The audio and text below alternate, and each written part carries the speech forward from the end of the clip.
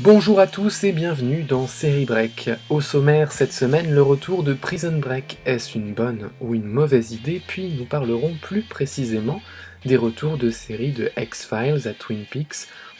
Pourquoi les networks et autres chaînes jouent-ils la carte nostalgie? Et enfin, ce serait au tour de HBO. Est-on en train de vivre un nouvel âge d'or de la chaîne? Mais dans un premier temps, Fox vient d'annoncer la mise en chantier d'un projet de nouvelle saison de Prison Break qui se présenterait sous un format limité comme cela avait pu se faire l'an dernier avec 24 Live Another Day.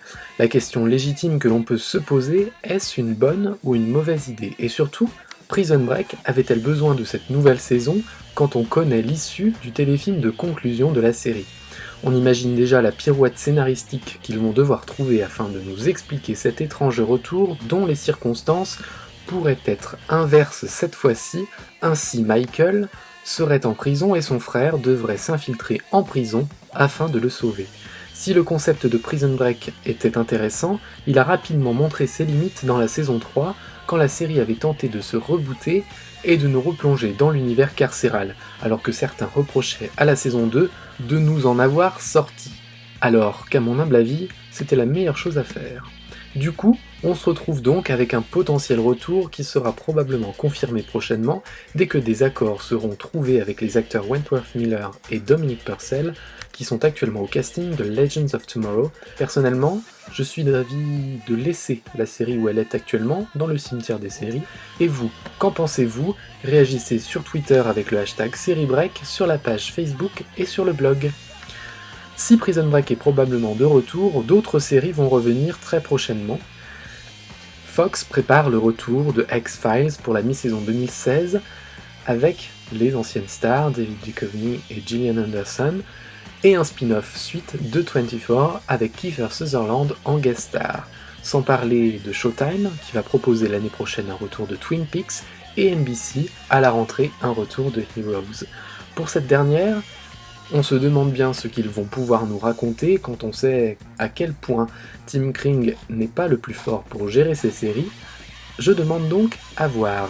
Pour le cas de Twin Peaks, la production a connu de nombreuses démêlés, alors que David Lynch avait annoncé abandonner le projet car Showtime ne lui donnait apparemment pas suffisamment d'argent. Et puis tout d'un coup, David Lynch a probablement eu ce qu'il voulait, puisqu'il est revenu, et ce n'est pas pour 9 épisodes, mais bien 18, ce qui double le nombre d'épisodes à venir. En tout cas, je suis tout excité à l'idée de retrouver Twin Peaks. La saison 2 m'avait un peu laissé sur ma faim, vu sa qualité plus que discutable par moment. On a le droit de se demander si les networks et compagnie ne cherchent pas à faire jouer la nostalgie, une nostalgie qui traduit aussi un manque d'originalité de plus en plus de la part des networks qui sont en train de jouer cette mauvaise forme de nostalgie qui consiste à remettre au goût du jour des anciens succès. The CW l'avait déjà fait quand elle avait connu une crise d'audience avec les lancements de 90210 et de Melrose Place. NBC va le tenter à la rentrée avec Heroes, avec un nouveau chapitre sobrement baptisé Reborn, comme si tout le monde attendait le retour de cette série. Fox l'a tenté l'an dernier avec le retour de 24, un retour plutôt réussi qui n'apportait rien de nouveau, mais qui a su être malin et faire revenir la série sans garder complètement la configuration initiale et en apportant ainsi de vraies nouveautés. Mais vous, pensez-vous regarder toutes ces nouvelles séries?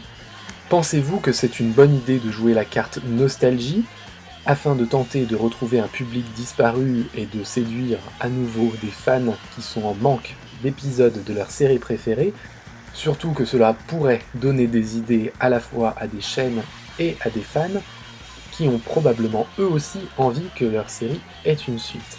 J'attends vos réactions sur Twitter avec le hashtag SérieBreak, sur la page Facebook et sur le blog.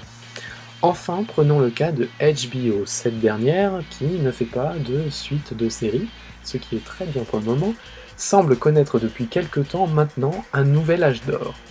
Après un léger passage à vide et quelques succès par-ci par-là, la chaîne est en train de renouer avec le succès critique et audimatique.